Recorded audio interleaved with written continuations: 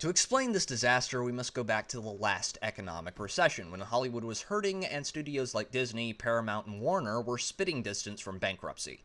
Because no one can afford to go see the movies if they can't afford gas. At the 11th hour, however, a bunch of private equity firms came in and offered to save the day by offering the struggling studios enough money to either buy out their competition or to weather the storm. And for a time, it seemed like the studios had made the right choice by accepting these offers. But they had let the fox into the henhouse, because there's a big difference between Main Street and Wall Street, especially when Wall Street is being unduly influenced by foreign powers and special interest groups who have a vested interest in seeing the downfall of their political rivals.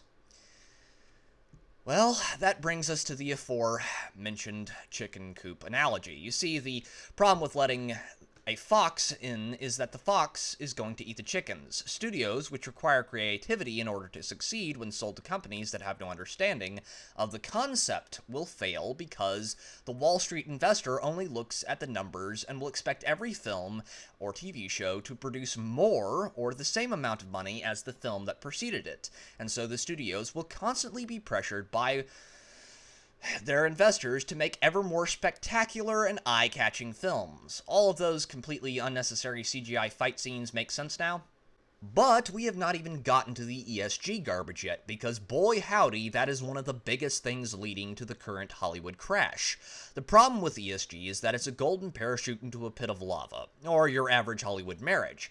Great while it lasts, but as soon as you run out of money, then you're screwed, because accepting ESG cash means that you must bend the knee to its principles, which means that you will have to fire anyone that doesn't, and you will have to push the holy message, or face the wrath of your corporate commie overlords. The problem is that most people do not like the message in their entertainment, and will flee any franchise, film, or TV show that pushes it. And that is bad for a studio, because they need those people's money to stay afloat.